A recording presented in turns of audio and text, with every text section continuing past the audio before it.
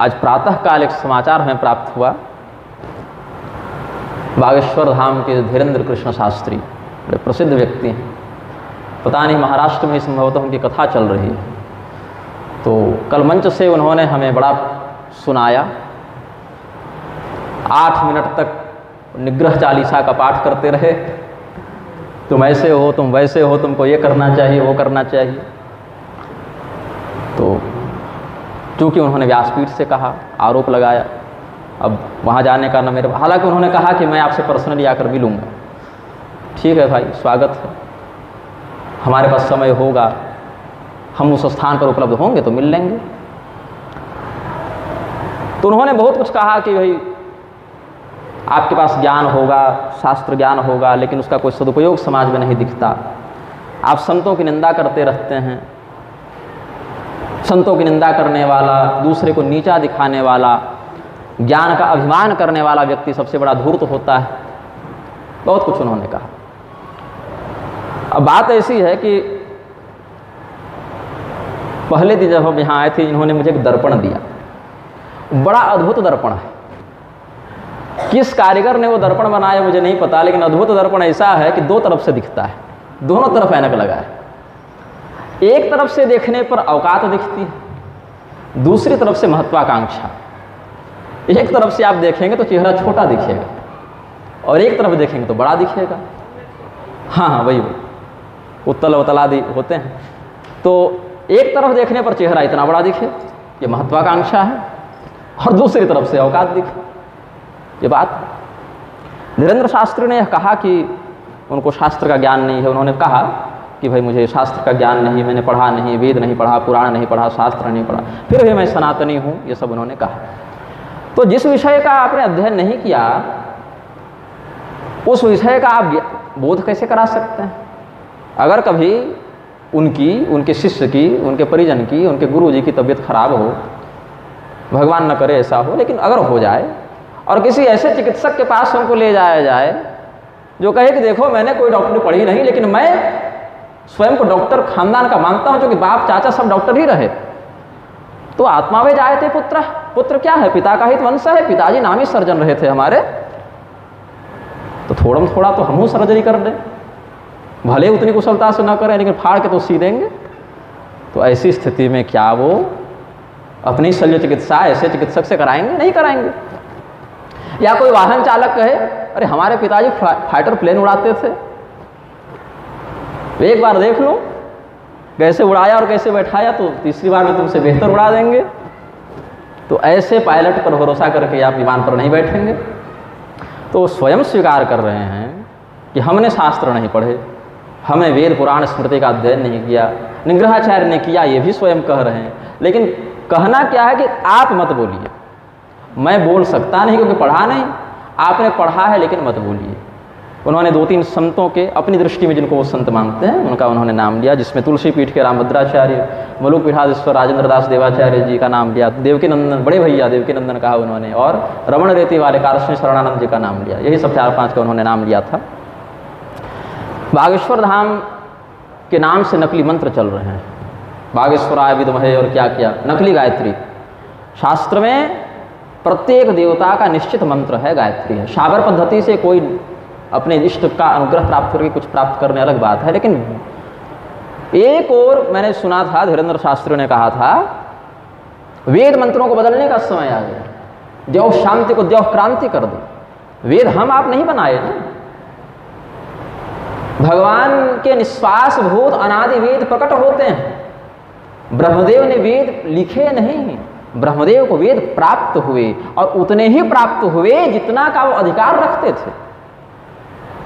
आप इतने बड़े सिद्ध नहीं है कि वेद के मंत्रों को बदल दो। द्यौ शांति को अगर द्यौ क्रांति इसीलिए कर देना है कि देश में क्रांति आएगी, तो मन्यु सूक्त से मर्माणिते वर्मणा पढ़ दीजिए ना, जो युद्ध के लिए ही वेद मंत्र बनाए गए, बताए गए। ऐसे वेद मंत्र जो युद्ध परक ही हैं, संहार परक ही हैं, धर्म रक्षा परक ही हैं, इनका प्रयोग किया जा सकता है। लेकिन किसी को बदल कर किसी और विधान में जिसमें आपका अधिकार नहीं, और उल्टे नकली गायत्री बनाते चल रहे हैं। इतना ही नहीं, जिनको अपना वो गुरु बताते रामभद्राचार्य, वो भी ऐसा ही कर रहे हैं। अब पुरी शंकराचार्य जी का उन्होंने नाम लिया कि पुरी के शंकराचार्य जी बहुत अच्छे हैं, बहुत विद्वान हैं, त्यागी हैं, संत हैं। अब पूरी पीठ पर भी झगड़ा चल रहा है। एक और अधोक्षजानंद देव तीर्थ खड़े हैं, एक तरफ स्वामी श्री निश्चलानंद सरस्वती जी हैं, जिसमें स्वामी श्री निश्चलानंद सरस्वती जी असली हैं, अधोक्षजानंद नकली हैं। अधोक्षजानंद के पास पॉलिटिकल सपोर्ट है, स्पॉन्सरशिप है। शंकराचार्य जी के पास शास्त्र बल है, तपस्या है, त्याग है, परंपरा है, सब है। लेकिन ये समझ में नहीं आता, मुझे उन्होंने सलाह दी कि तुम पूरी शंकराचार्य जी के पास जाकर कुछ सीखो। ठीक है भाई, विद्या ग्रहण करने में क्या बुराई है, लेकिन एक और आप पूरी के शंकराचार्य जी को असली बताते हैं, उनकी प्रशंसा करते हैं। 2 दिन पहले वहीं थे वो। उन्हें पूरी शंकराचार्य जी को नकली बताने वाले और हुर्रियत आतंकवादियों से कश्मीर में जाकर मिलने वाला अधोक्षजानंद रामभद्राचार्य का बड़ा खास व्यक्ति। लेकिन आपने कभी ये तो नहीं कहा गुरु जी को अपने जाकर कि गुरु जी आप नकली शंकराचार्य का समर्थन कैसे करते हैं, और इस बात पर मैं विरोध कर दूं कि भाई आतंकवादियों से मिलने वाला, कुंभ के मेले में हुर्रियत आतंकवादियों को निमंत्रण देने वाला व्यक्ति शंकराचार्य कैसे हो सकता है? हम उसको धर्म का गुरु कैसे स्वीकार करें? तो हमें संत निंदक बताते हैं कि हमने संत की निंदा कर दी।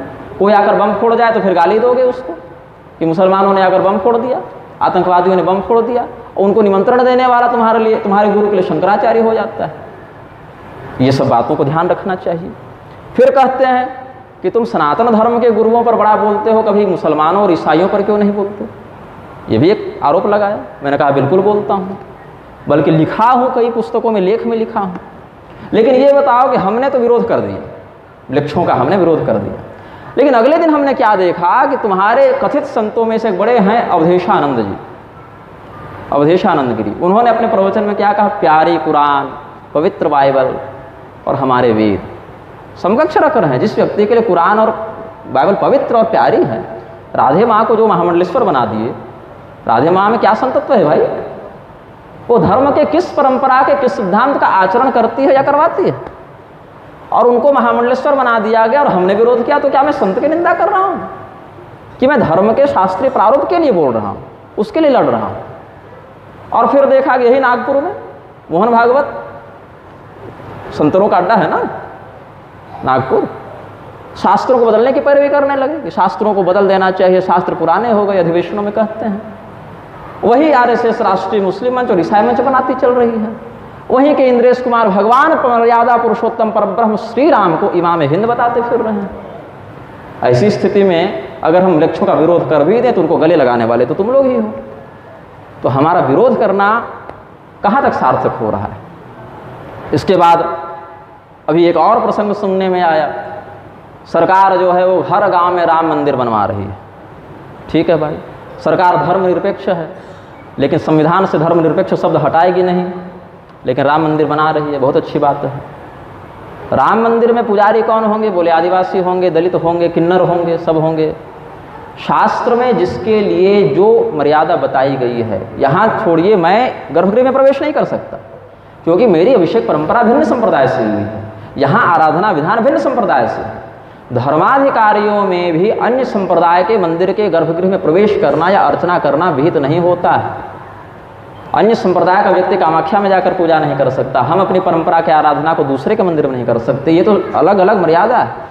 घर में सब रहते हैं, पिताजी हैं, पत्नी है, भाई है, भाभी है, बेटा है, बेटी है, लेकिन क्या सबके साथ एक ही प्रकार का व्यवहार हो रहा है? नहीं, उसकी मर्यादा निश्चित है। वैसे समाज में प्रत्येक व्यक्ति के लिए वर्ण आश्रम की दृष्टि से एक ही मर्यादा नहीं बताई गई, सबके लिए विभिन्न कर्तव्यों का निर्धारण किया गया।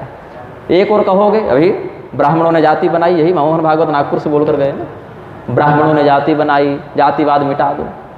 उधर मार्कंडेय पुराण की दुर्गा सप्तशती में स्वयं कह रहे हैं कि या देवी सर्वभूतेषु जाति रूपेण संस्थिता, और वहाँ पर अर्जुन कह रहे हैं कि उत्साद्यन्ते जाति धर्मा कुल धर्माश्च शाश्वता। जाति धर्म कुल धर्म शाश्वत हैं, और अगर ये जातिवाद ब्राह्मणों ने बना दिया और ब्राह्मणों ने शोषण कर दिया तो तुम जन्म से तो वर्ण व्यवस्था मान नहीं रहे, कर्मणा वर्ण व्यवस्था मान रहे हो कि जन्म से कोई ब्राह्मण क्षत्रिय वैश्य शूद्र नहीं, जो जैसा कर्म करे वो वैसा बन जाता है। तो फिर इनको तुम आदिवासी है, दलित है, किन्नर है, ऐसा क्यों बता रहे हो? फिर सीधे बोलो कि ब्राह्मणों की बहाली हो रही है, लेकिन वहाँ वोट बैंक नहीं है, वो पॉलिटिकल आकर्षण उसमें नहीं बनेगा। इसीलिए एक और कर्मणा वर्ण व्यवस्था का राग अलापने के बाद भी जब लिखते हो कि पुजारी किसको बना रहे हैं तो वहाँ जाति का स्पष्ट उल्लेख करते हो, उसका कर्म के बाद भी तुम जाति नहीं बदल पा रहे हो उसकी। तो शास्त्रीय सिद्धांत को यथावत भी नहीं रख पाए, विकृत करके भी ठीक से नहीं रख पाए।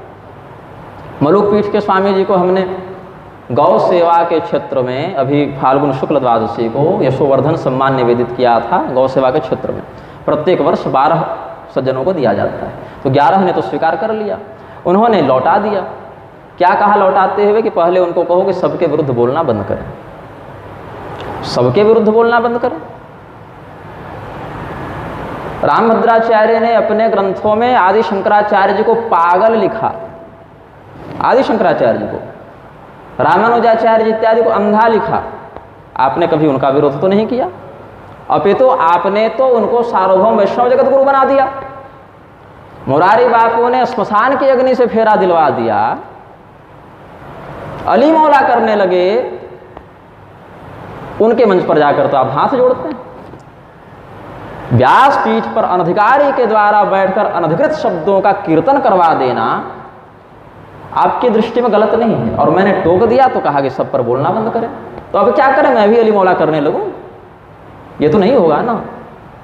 तो क्या मैं मंच पर बैठकर अली मौला करने वाले और श्मशान की अग्नि से विवाह जैसे पवित्र संस्कार को विकृत करने वाले से भी नीचे हो गया कि मेरे द्वारा दिया गया सम्मान उनको अनुकूल नहीं लगा? अब सम्मान ही तो कर रहे हैं, कौन से गाली दे रहे थे। लेकिन जब हम उनके मंच पर गए वृंदावन में, बढ़िया स्वागत किया, लेकिन मेरे जाने के बाद अगले दिन कहते हैं कि निग्रहाचार्य आए थे, उन्हीं का काम है निग्रह करना, लेकिन भगवान नहीं निग्रह करें तो अच्छा है, क्योंकि भगवान तुरंत लाठी मारने आते नहीं, पोल खोलते नहीं। लेकिन व्यासपीठ की अधिकारिता का विचार होने के बाद भी कभी इन लोगों के साथ तो आपने बहिष्कार का व्यवहार नहीं किया।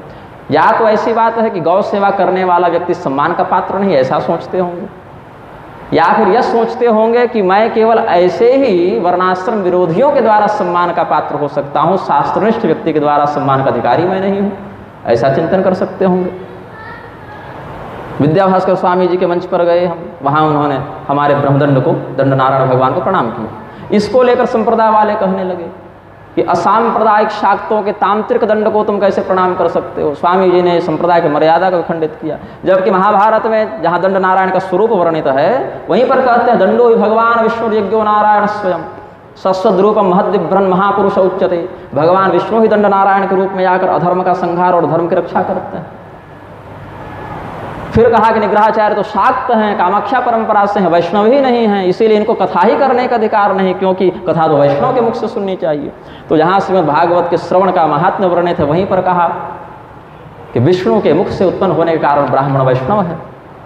और शाक्त परंपरा की भी अगर बात करें तो मैं वैष्णव भले नहीं हूँ, शास्त्र ने तो परम वैष्णव कहा है, क्योंकि भेदं न कुरुते यस्तु दुर्गा विष्णु शिवादिषु ब्रह्मत्वेनैव जानाति स परो वैष्णवो मतः।